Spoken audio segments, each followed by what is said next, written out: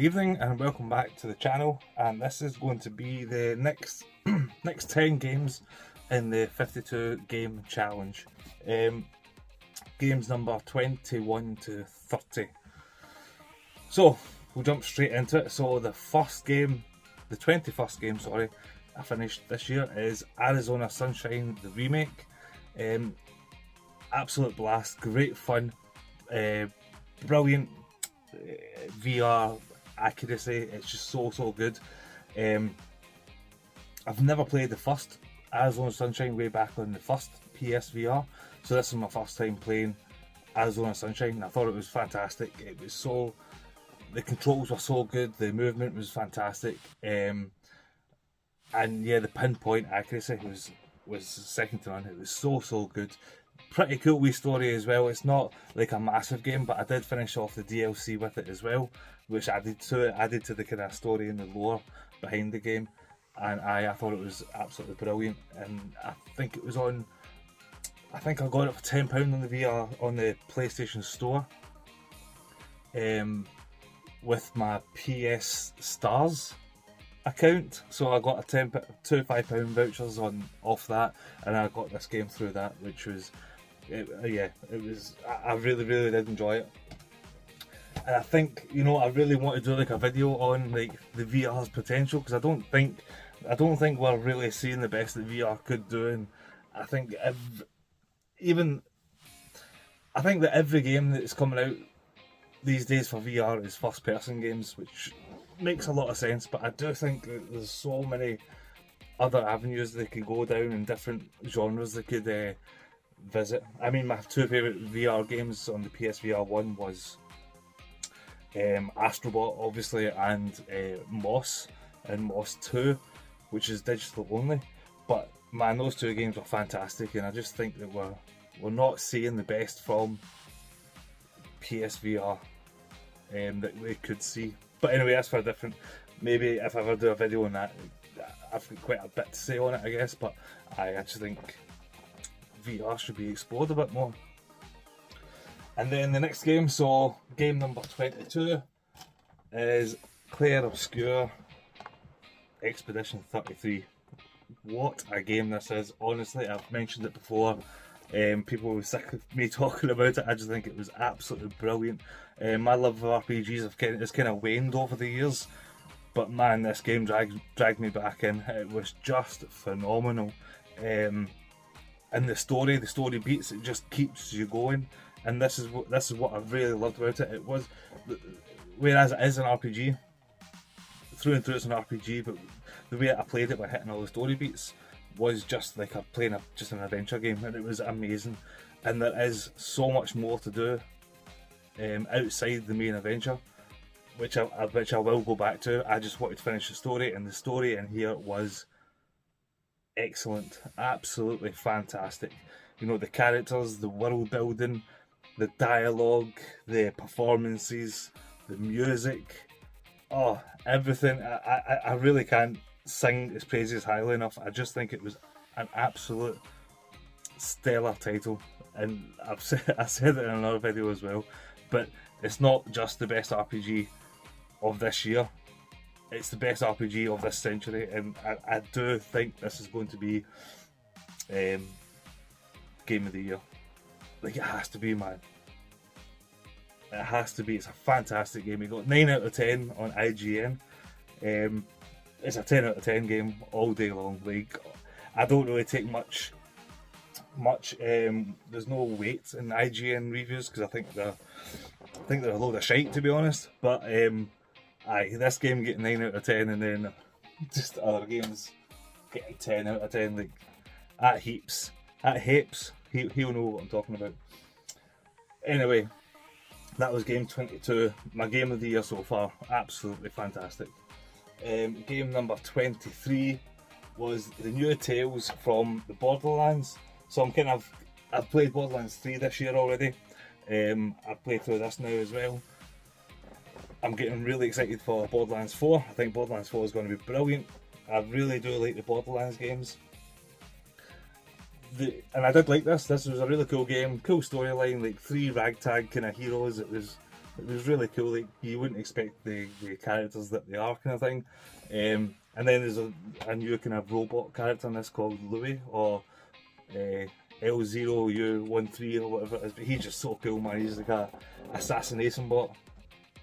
But he can't assassinate anybody until they say their name. It's just stupid, but I really enjoyed his kind of segments in the game. The only thing I would say about this, it didn't hold much weight as compared to the first game. I think the first game felt a bit more, what's the word I'm looking for? A bit more meaningful. The Tales from Borderlands 1 was a bit more meaningful than this one, in the sense of the whole kind of Borderlands universe. This was still cool though, and I did enjoy it. Game number 24 is Bloodstained Ritual of the Night. This game is fantastic. Honestly, this game is like the biggest love letter to Symphony of the Night. Like, it's just fantastic. And I'm sure, I'm just trying to read the back here, but I'm sure somebody from Symphony of the Night was involved in this, or a couple of people from that game were involved in this, and you can see it all the way through. The DNA of this game is, it's like a reskinned Symphony of the Night almost. It's just fantastic. It is so good. The controls are amazing. The graphics are stunning. The story's cool as well. I don't think it's much of a spoiler in this sense, but once you get to the end credits first time, that's not the end of the game. You have to go back and do more. But honestly, this game is just absolutely brilliant. If you love Metroidvanias, this is definitely one that you have to play. Simply have to play. And it was Gen Retro Rivals and Retro Wolf. Yeah, they put me onto this because Retro Wolf was talking about green flags on one of their channels, and Metroidvania was just one of his big green flags. Anything Metroidvania, he'll play. The next game, game 25, was Spirit of the North Enhanced Edition. I really enjoyed this game. I thought it was really nice and really relaxing. I know Ross also finished this. He wasn't as fond of it as I am. I thought it was really nice and really kind of simple, like nice and simple and relaxing and chilled out. But I think where Ross didn't enjoy it was he was going for the platinum in the game, blind. Like, no, he was doing it with no guides or anything. So I think that kind of I think the game kind of overstayed its welcome for him. But I don't want to talk for him, obviously. Like, I'm sure he's going to talk about it as well. But I loved it. I thought the graphics were amazing. I thought the environments were gorgeous, and it's got a really cool wee photo mode as well, because I love a photo mode. But I Spirit of the North, and there's a sequel out as well, which I'll look into getting as well, because yeah, I just thought it was really nice wee game. And then game number 26, which I don't have any pictures of because I played it because I streamed it.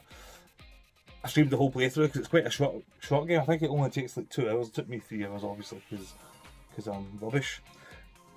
But that's Chasing Static, and it was just a game that really kind of intrigued me. It's got like PS1 aesthetic graphics, and it's a short story based in Wales about science experiments and things like that.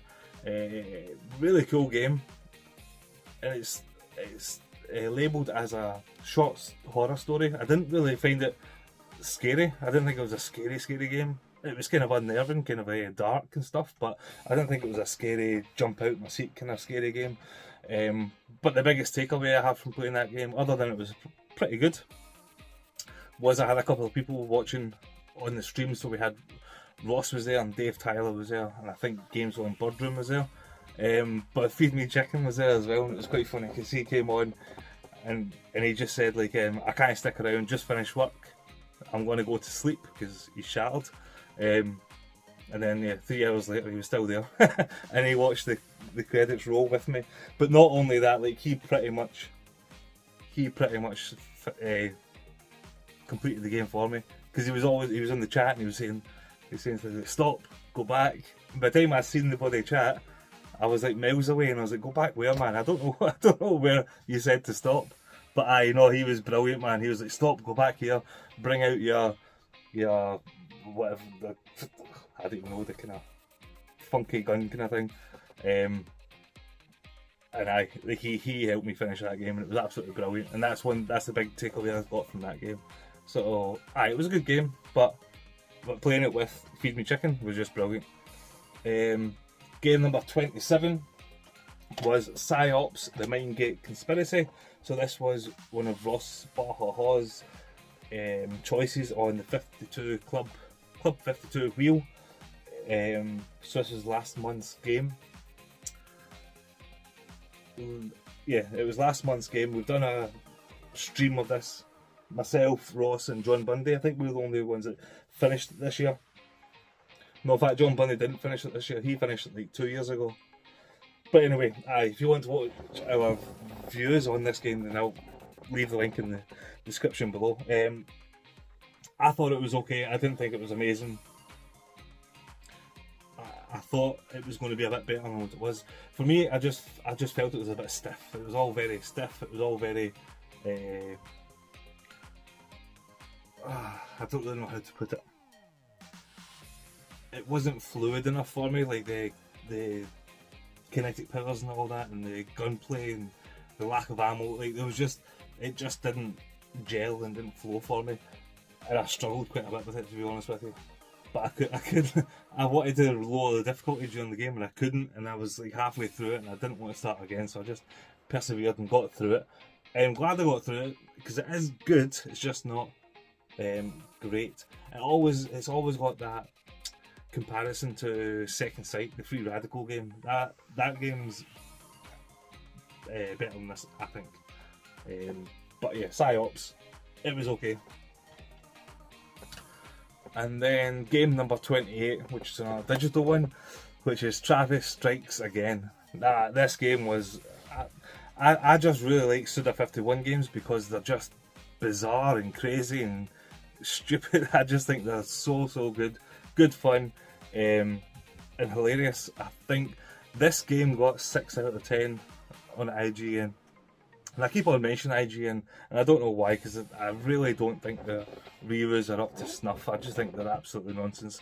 And I don't really take stock in reviews anyway. Like, I like to play my games myself and play it. But they slated it for its repetitive kind of nature, which is quite